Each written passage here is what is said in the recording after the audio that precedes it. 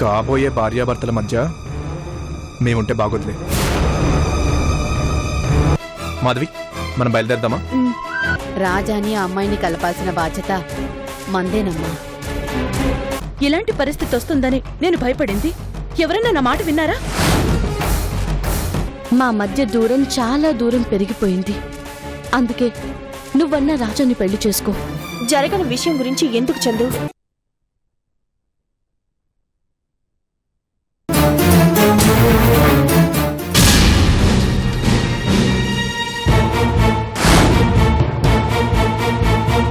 మళ్ళీ కలుద్దాం మాధవి.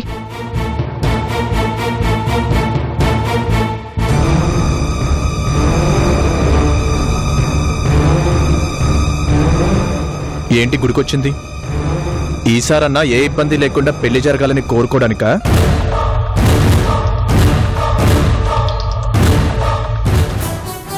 రాజా, చందుని అర్థం చేసుకోకపోయినా పర్వాలేదు, ఇలా అపార్థం మాత్రం చేసుకోవద్దు.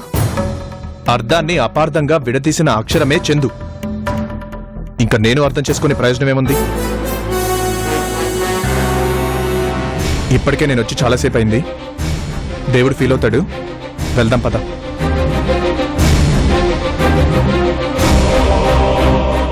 హారతి తీసుకో రాజా. అవసరం లేదు. రాజా,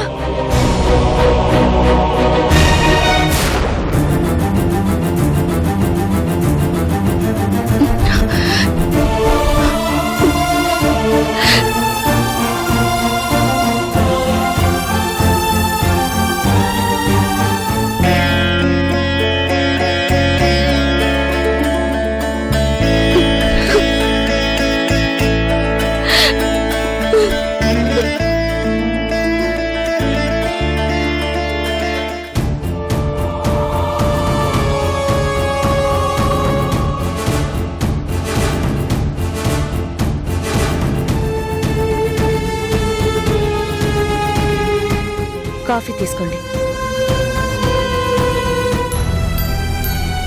మన ఇల్లు ఇలా ఇంతకు ముందెప్పుడైనా ఉందా? ఇప్పుడు ఏమైంది అర్చన? ఇంకా ఏం కావాలండి? ఒక్కరి మొహంలో నవ్వుందా? ఒక్కరి మనసులో ప్రశాంతత ఉందా? తప్పు చేస్తున్నావు అన్న భయాన్ని బలవంతంగా మోస్తూ బ్రతుకుతున్నావు. ఆస్తి పాస్తి అన్నీ పోయినా సంతోషంగా ఉన్నావు.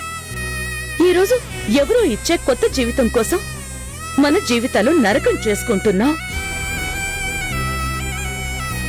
ఇదంతా అవసరమా? చందుకి సంతోష్కి పెళ్లి జరిగిపోతే ఇక మనకి ఏ సమస్య ఉండదు. ఎంత చెప్పినా మీరు మారరు, అంతేగా? మన బ్రతుకులు మారుదాం నేను ప్రయత్నిస్తుంటే నువ్వు నన్ను మారమంటున్నావు. బతికే లేకుండా పోతుందేమోనని భయపడుతుంటే ఏంటండి మీరు మార్చేది? మారాలంటే ముందు మనం ఉండాలిగా. అర్చన, వదిలి గారు, మీరా? రండి రండి. బాగున్నారా? ఆ, ఏంటి అలా ఉన్నారు? అబే ఏం లేదు, ఇప్పటి వరకు వంటగదిలో పనిచేస్తున్నాను, దానివల్ల మీకు అలా అనిపిస్తోంది. ఏంటి, చందు కోసం వచ్చారా? రాజా భార్య గురించి తెలుసుకోమని చెప్పాను కదా, కనుక్కుందేమోనని.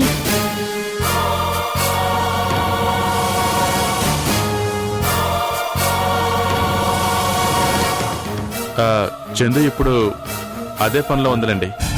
ఆ అమ్మాయి ఎక్కడుందో ఏమో గాని ఆయనకి 24 గంటలు అదే ధ్యాస అయిపోయింది. అమ్మా, అమ్మా చందు, నేను నీకోసమే వచ్చాను.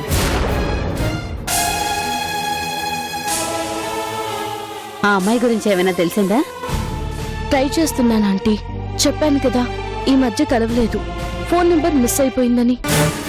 నీ ఫ్రెండ్స్ లో ఎవరో ఒకరికి తెలియకుండా ఉంటుందా? అదే ట్రై చేస్తున్నాను ఆంటీ. త్వరగా తెలుసుకోమ్మా. మీ అంకుల్ మీ పెళ్లి చేసేలోపు వాళ్ళిద్దరినీ కలపాలని తొందరపడుతున్నారు. మీ పెళ్లిలో రాజా తన భార్యతో సంతోషంగా నిలబడాలని ఆయన కోరిక. ఇంకొంచెం గట్టిగా ప్రయత్నిస్తాను ఆంటీ. ప్రయత్నించమ్మా. మీ అంకుల్కి ఈరోజు సంతోషంతో రాజా అంతా.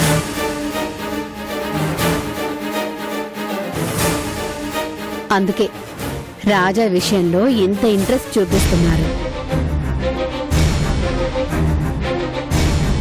ఈ విషయం ఏమైందో తెలుసుకురమ్మని ఆయన పంపిస్తేనే నేనొచ్చాను.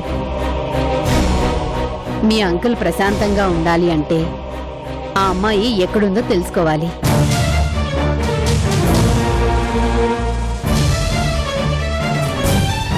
అంతగా చెప్పాలా? ట్రై చేస్తుందండమ్మా. మంచి కుర్రాడు. ఆ అబ్బాయి లైఫ్ అలా అయిపోయింది అని ఆయనకే కాదు, నాకు చాలా బాధగా ఉంది అన్నయ్య గారు. మాకు బాధగానే ఉందమ్మా, కానీ తప్పేదేముంది? చందు ఫ్రెండ్ కాబట్టి ట్రై చేస్తే దొరకకుండా పోదని మా నమ్మకం. సరే చందు, ఈ విషయం అడిగిపోదామనే వచ్చాను. ఉంటాను. మళ్ళీ ఆయన ఎదురు చూస్తూ ఉంటారు. వస్తాను అర్చన. అలాగే వస్తాను అన్నయ్య గారు. అలాగే.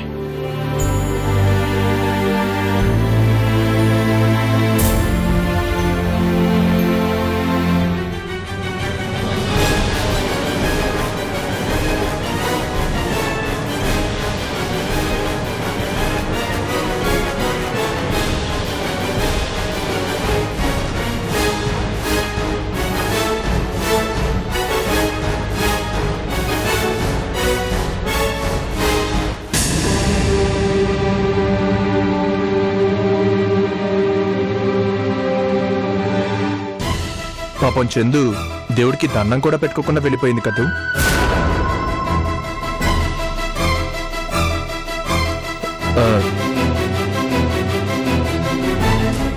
దాచుకోవాలి దాచుకోవాలి అని నువ్వెంత అనుకున్నా మనిషిలోని మంచితనాన్ని, మనసులోని ప్రేమని దాచుకోలేం రాజా.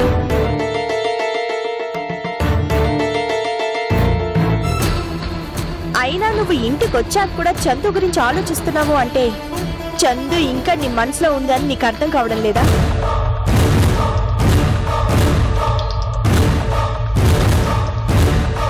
అదేం లేదు మాధవి, జస్ట్ క్యాజువల్గా అడిగాను అంతే. క్యాజువల్ గా అడిగావా?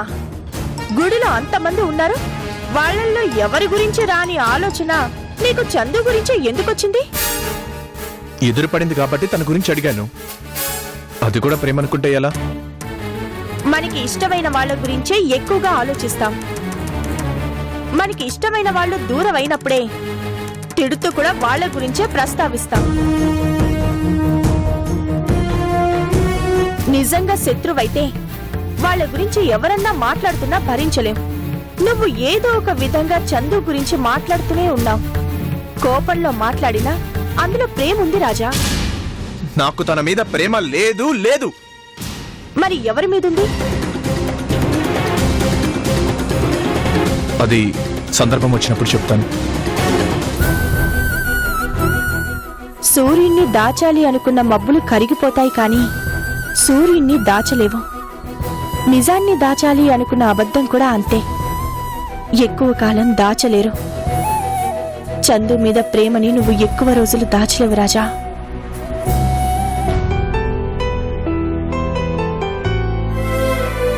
ఏంటి గుడికొచ్చింది? ఈసారన్నా ఏ ఇబ్బంది లేకుండా పెళ్లి జరగాలని కోరుకోవడానికా? చందుని అర్థం చేసుకోకపోయినా పర్వాలేదు, ఇలా అపార్థం మాత్రం చేసుకోవద్దు. అర్థాన్ని అపార్థంగా విడదీసిన అక్షరమే చందు. ఇంకా నేను అర్థం చేసుకునే ప్రయోజనం ఏముంది?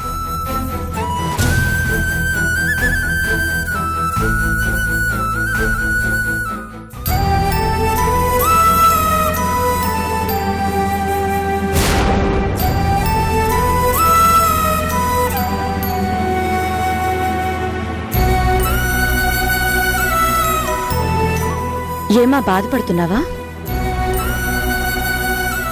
బాధకు అలవాటు పడుతున్నానమ్మా. ఎందుకే నీకీ బాధ? ఎవరిని తిరించాలని బాధపడుతూ భయపడుతూ ఇలా ఎంతకాలం?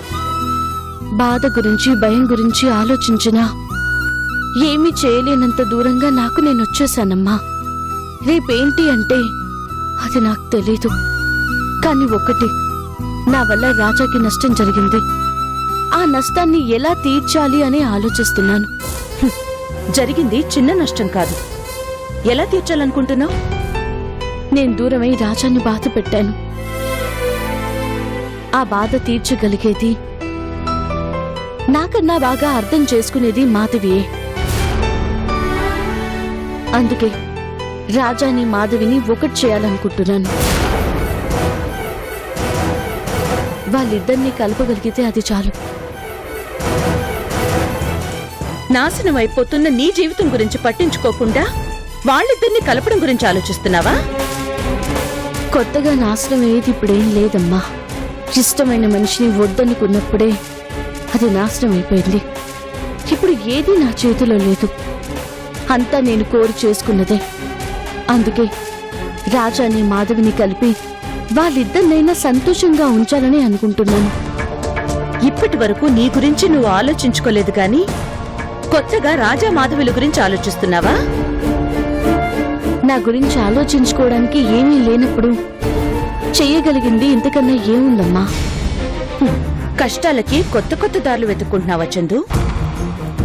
కష్టానికి నన్ను నేను దత్తతిచ్చేసుకున్నానమ్మా. రేపు నా జీవితం ఎలా ఉంటుందో నాకు తెలీదు. కానీ నా వల్ల రాజా జీవితం అలా అయిపోయింది అన్న బాధ నాకొద్దు. అందుకే రాజాని మాధవిని ఒకటి చేయడమే లక్ష్యంగా పెట్టుకున్నాను. అదే ప్రయత్నంలో ఉన్నాను. చందు, ఒక్కసారి ఆలోచించు. ఒకప్పుడు ఆలోచించకే ఏ పరిస్థితి తెచ్చుకున్నావు? మళ్ళీ అదే తప్పు చేస్తున్నావు. లేదమ్మా, చేసిన తప్పుని సరిదిద్దుకుంటున్నాను. రాజాని మాధవిని కలపాలన్నది ఆలోచించి తీసుకున్న నిర్ణయమే. అందువల్ల నీకొచ్చే లాభం ఏంటమ్మా? మనశ్శాంతి. నా వల్ల నాశనం అయిపోయింది అన్న రాజా జీవితాన్ని సరిదిద్దగలిగాను అన్న సంతృప్తి, అంతే.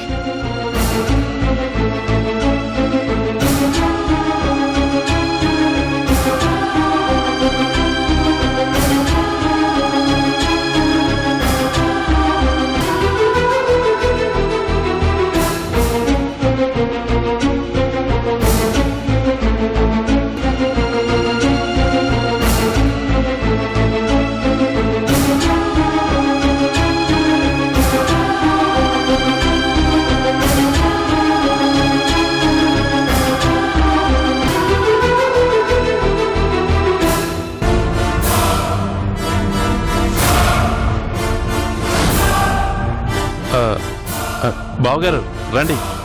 రాజా భార్య గురించి తెలుసుకున్నారా? అదే పనిలో ఉన్నాను. దొరుకుతుందా? దొరుకుతుందా అంటే ట్రై చేస్తే దొరకకుండా ఎక్కడికి పోతుందండి. మరి ట్రై చేస్తున్నారా? మీరు చెప్పాక ట్రై చేయకుండా ఉంటానా? అవునా? ఏ విధంగా ట్రై చేస్తున్నారో మీరు చేసిన 2 ప్రయత్నాలు చెప్పండి. అంటే అది మరి ట్రై చేసినప్పుడు చెప్పటానికి తడబాటెందుకు? అదే బావగారు, ఊరంతా తిరుగుతున్నాను. అమ్మా ఎవరో తెలియకుండా ఊరంతా తిరిగి ఏం చేద్దామని? అంటే అది ఇంట్లో మనిషిని పెట్టుకుని ఎక్కడో వెతికితే ప్రయోజనమేముంటుంది? ఇంట్లో మనిషా? ఎవరు బావగారు? ఎవరి గురించి మాట్లాడుతున్నారు? Shut up! నటించింది చాలు. ఇంకా ఎంతకాలం మమ్మల్ని ఇలా మోసం చేయాలనుకుంటున్నావు?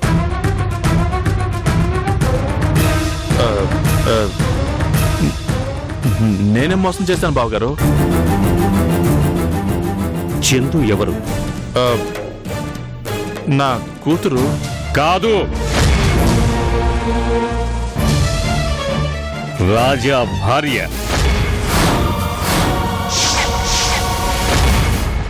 నువ్వు చెప్పకపోతే తెలియదనుకున్నావా? తెలుసుకోలేననుకున్నావా? చందు రాజా ప్రేమించుకున్నారని తెలుసు, పెళ్లి చేసుకున్నారని తెలుసు.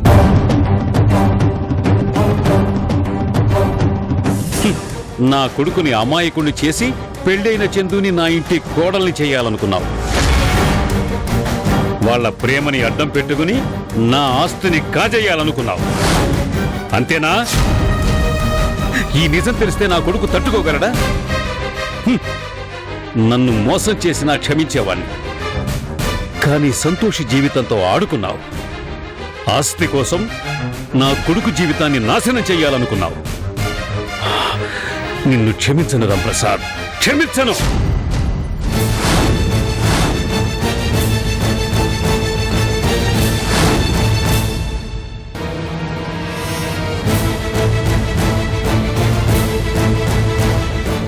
I will see your end.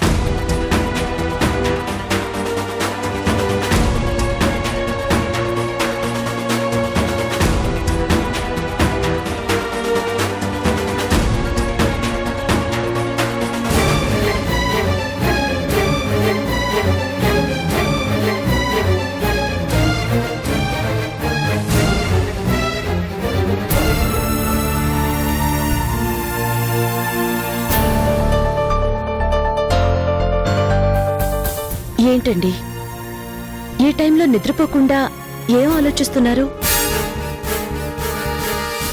వచ్చిపోతున్న అవకాశాల గురించి ఆలోచిస్తున్నాను. ఆ రాజాగాడి మీద గెలవటానికి ఒక గొప్ప అవకాశం దొరికింది అనుకున్నాను. నరేంద్ర గారిచ్చే అవకాశంతో ఆ రాజాగాడి మీద గెలిచి నా ఎదురుగా వాడు తల దించుకునేలా చేయాలనుకున్నాను. కానీ ఏది అవకాశం నాతో ఆటలాడుతుంది.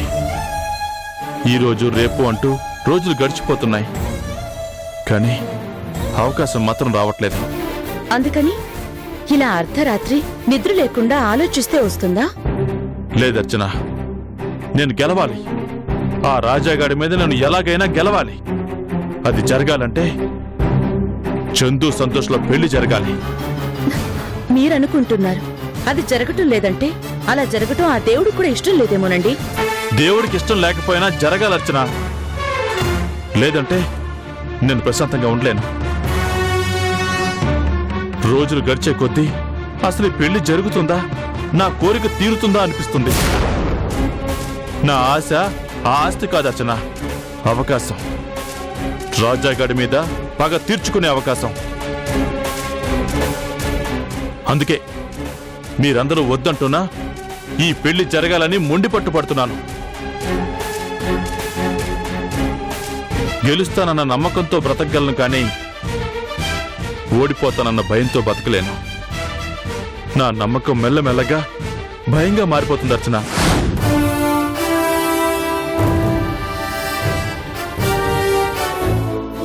ప్లీజ్ అర్చన, ఏదో ఒకటి చెయ్యి, నన్ను గెలిపించు. భారీగా నిన్ను ఎప్పుడూ ఏది అడగలేదు. ఈ విషయంలో నాకు సహాయం చెయ్యి. భర్త ఓడిపోవాలని ఏ భార్య కోరుకోదండి. మీ ఆనందాన్ని చూసిన ఈ కళ్ళతో మీ బాధని చూడలేకపోతున్నాను.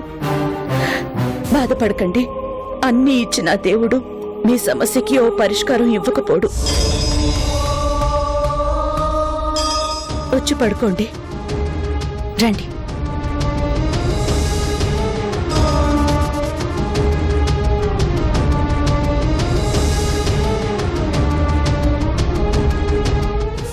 పడుకోండి.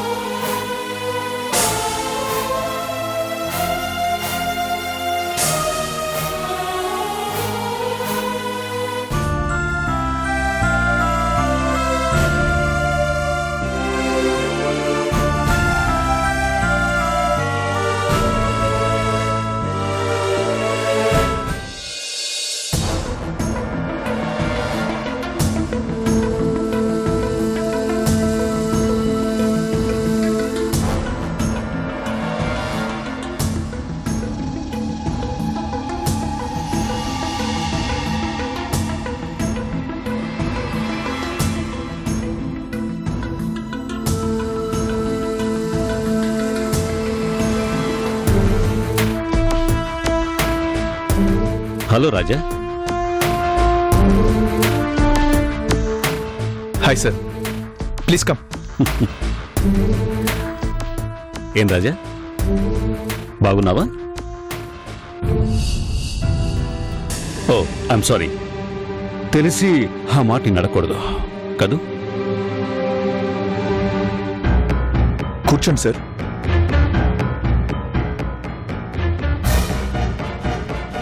ఏంటి బిజీగా ఉన్నట్టున్నావు? అబే అదేం లేదు సార్. నాతో ఏమైనా వర్క్ ఉందా? మీ వర్క్స్ అన్ని అయిపోయినట్టున్నాయి. ఎస్, నా వర్క్స్ అన్నీ ఫినిష్ చేసావు నువ్వు. ఒక్క నీ వర్క్ మాత్రమే పెండింగ్లో పెట్టావు.